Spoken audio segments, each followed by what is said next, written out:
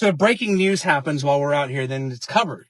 We're here. We can go live. We're like co-anchoring here. This is so you know what could have been, you know, right? Yeah. Thanks for doing this, buddy. Yeah, no, thank you. Now you got to tell me about it. Remind me what you won the Emmy for. Well, this Emmy was for a story that I did, and I don't remember the year now because it's like all the years. Oh, there it is. It's on the front here. Is it on the front? Oh, there it is. I should have looked. So it was. Can you tell I've never won an Emmy? I did called Women Behind Bars, and it was a feature piece on the 2006. 2006. Women, really the revolving door of what's, you know, women who basically are in and out of jail their whole lives, you know, for petty crimes, drug use. Interesting. You know, prostitution, but they're in and out of these places, and you know, what is. So we looked at that as the problem. Yeah. And then we looked at what are the solutions to it and some of the programs that help these women. Interesting. But the interesting thing about the story is that we did stay in the Bexar County Jail overnight. So you that was spent the night in the Bexar County Jail. Yeah, spent the night with the inmates. Sarah Lucero has been in jail. That's the no. That's crazy. Slept in a cot next to all the ladies. It was the blankets are scratchy. It's not like the Four Seasons. It's not the Ritz-Carlton. Or the Ritz-Carlton. I actually skipped dinner because it was really bad. Oh my God. But you did it. Yeah. For the story. Yeah. And it obviously paid off. It was really incredible. Oh. It was really fun. And I worked with I did go with a producer, a really great lady. Sue Calber was one of our producers on that. Still there. Yeah. The great Sue Calber. She's still there. And I had another female photographer because it had to be all women. Had to be all women. Yeah. That makes sense. I get it. Okay. Yeah. Very good. So Sarah Lucero here with us, and we now have, we share the common thread of having, you know, had a lengthy TV news career in San Antonio and moving on to bigger and better things. You left, was it in 2017? Yes, 2017. So 7 years ago. Yep. Does it feel like it's been 7 years? I can't even believe it's been that long. It just feels like I was just there, yet, you know, not yesterday, but at least a couple years. I even forget. Sometimes I'm like, oh, it's been 5 years, and it's been 7. I'm like, I can't believe how fast the time goes. Do you miss it at all? There's a lot of things I miss about it. I mean, it was really a fun career. I really enjoyed it, but I don't see myself ever going back to it. Did you ever come close to going back after you left? No. It's hard to. I mean, I would consider it, but I don't think the way that they work now, I would be willing to do it. It is certainly a different time, but I was just thinking, like, certainly a smart executive might have seen an opportunity and said, hey, Sarah, why don't you come back? No, not really. I don't think so. Yeah. Okay. You know, I got out of TV and I jumped right into fitness and nutrition. And did pro bodybuilding for a while, and I did a fitness business with my own coach and nutritionist who helped me put it all together. And I just kind of marketed everything and, you know, helped train people. And that was a lot of fun. So I got into a lot of other things like right away. But isn't it true that the night you signed off, you know, 7 years ago, you had already won a bodybuilding contest? Oh, yeah. Well, actually, did I already win one? I don't think I had won one. No, I did. I got my pro card. I think you had. I did. Yeah. I had just won my pro card. I think it was maybe that year or the year before. Right. So this wasn't like she just had like a midlife crisis and decided to go into fitness and everything. You were already actively doing this toward the tail end of your TV news career. Right. Yeah. I want to say maybe almost 2 years, like when I was in television, but I kind of had to go. I'd go out of town. I'd use my husband's name as my last name. I get it. I mean, because it's like not something that's really, you know, it's kind of, that would be considered a little taboo, you know, in TV news. Yes. You know, it's not the image that the television station wants to portray, which I understood. But, you know, because you're wearing practically not a lot of clothing to be very blunt. Little. Yeah. But, you know, for me, it was like I was a mom in my 40s and I was trying to, you know, a lot of moms go through this. You want to get your body back. You want to be in shape. You want to feel good about yourself. So, I mean, I did it for, you know, to get healthy and look strong and be strong and get my confidence and so all of that stuff. And you've maintained it, and I would argue taken it to the next level because now you've introduced triathlons and Ironman. I went to Ironmans after, and I did do Ironman World Championship in Kona. I got to that point. So I with was a like, fractured or with a fractured with one of your ankle. ankles was not 100%. It was broken. I was running on a broken ankle. And It was didn't the awful. doctor Yeah.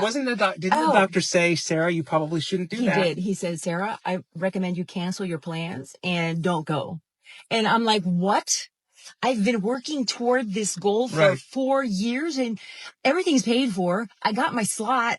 I've been fundraising for the Ironman Foundation all year. Yeah. You know, I can't. I'll never, what if I never go back? What if I never get to do this again? So I went. I'm like, I'm out of here.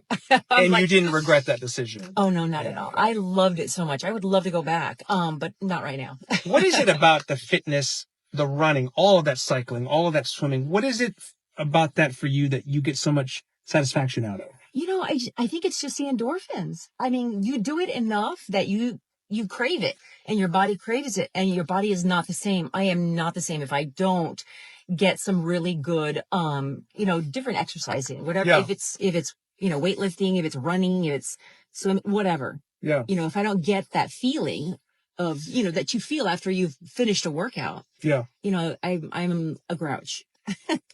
And my family will tell you I'm a grouch. Yeah. Okay. So that's what you're doing like today, and you have children and family and everything. Yeah. Uh-huh. That you stay very, very busy.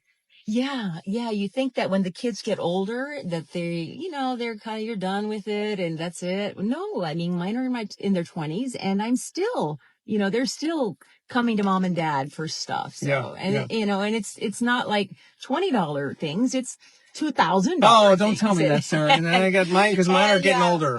$20,000 things, So it's like, oh my gosh, yeah, these kids, they just get a little more expensive. Yeah. Don't tell me that. That's not what I want to hear. Oh, and girls, I think, is especially. Although my girl's Sarah. only 12. Yours is 14. 14 and almost 14 and 18. Yes, so you know. 18. You okay. know. As you reflect back on your news career and everything, and we'll talk about what you have in your lap here in just a minute. We'll get to that because that's something that blew me away when you told me a little while ago. Yeah. Top memory or most fun you've ever had on a news desk or anything like that? That comes to mind? Did you know I started in sports? Well, I knew you started in Spanish language, Spanish right? language sports. Yeah, at Univision. I did not know you were a sportscaster. So I was a sportscaster in 1993 to 1995. And so I was in the era where there were very few women. We were among the first women who were covering male sports. Sure. So I was among that first group of women that, wanted to be in the locker rooms for the interviews.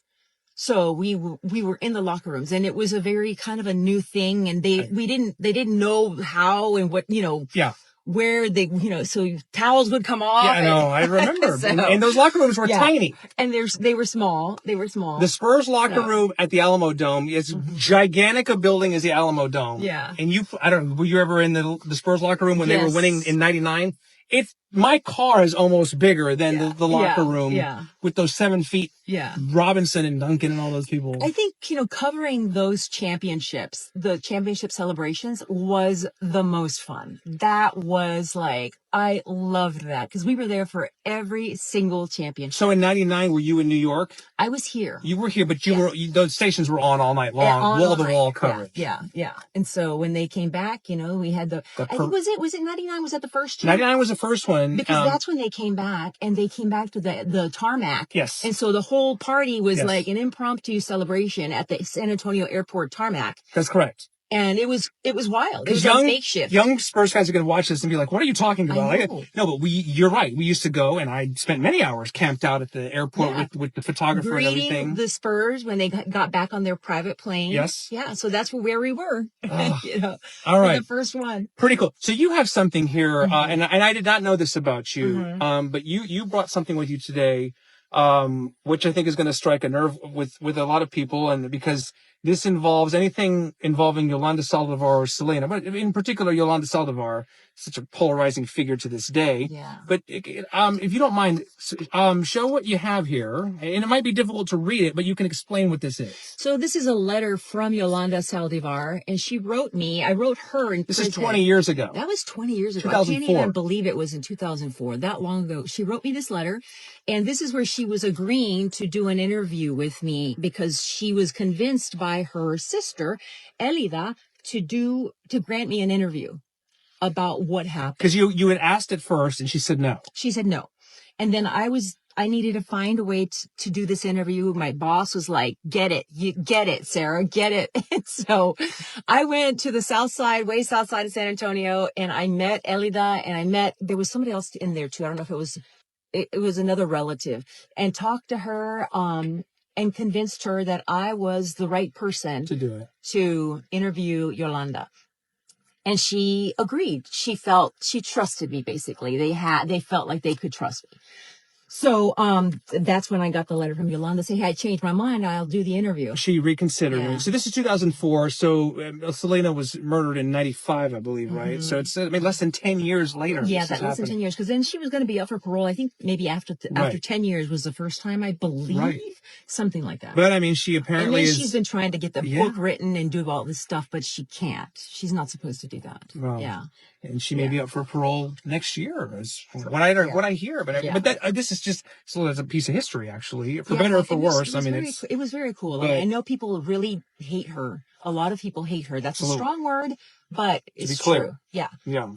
yeah. Okay. So I thought that was interesting because I did not know this about you. I didn't remember that you had interviewed her. And now I've gone back to school. I'm working on my master's. I was going to say, because you went to Lee, right? Yes, Lee, before the name changed yes, and everything. And then you was at St. Mary's. St. Mary's. And I had read that you had talked about going back to school to pursue like the fitness and nutrition You stuff. know, I am getting my fitness and nutrition certification. I had a certification before, but it's been quite a few years. So I'm getting that again. But I'm also through Arizona State getting my, it's a master's degree in digital audience strategy. So it's basically like a marketing type of a master's degree. Well, our friend EC Sormetto did something similar. You know, I think she did the same one. She got during the pandemic, I think, got an online Yeah. degree from ASU. Yeah, and actually I met with her recently and we talked about that. So that was really cool.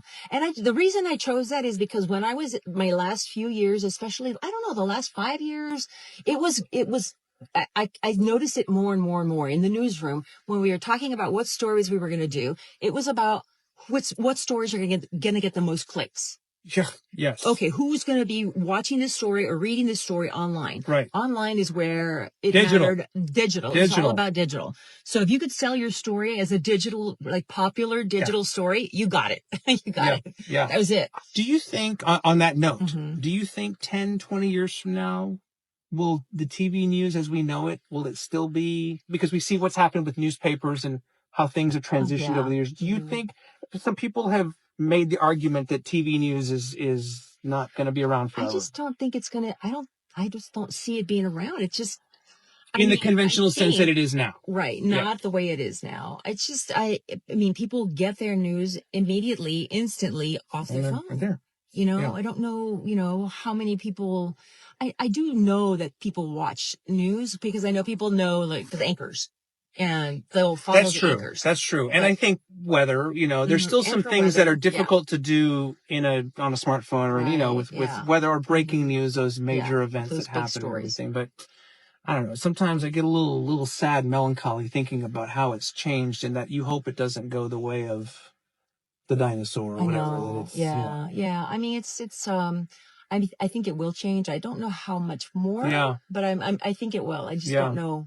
And it's really, it is really sad. It's Yeah. sad. Yeah. A couple more minutes with Sarah Lucero, a conversation I've wanted to have for a long time. Mhm. I think you said when you left news in 2017 that it was a family, largely due to family Right. Yeah. wanting to see your kids and that Yeah. kind of thing. Yeah, my little ones, especially my little girl, she was in kinder at the time, and she, would cry and she would complain that she didn't see me. She never saw Because me. working nights doing the evening newscast, Yeah. you'd probably go in like at 1 or 2? 1:30, I think. And so I'd see her in the morning for a little bit Little when I was a zombie.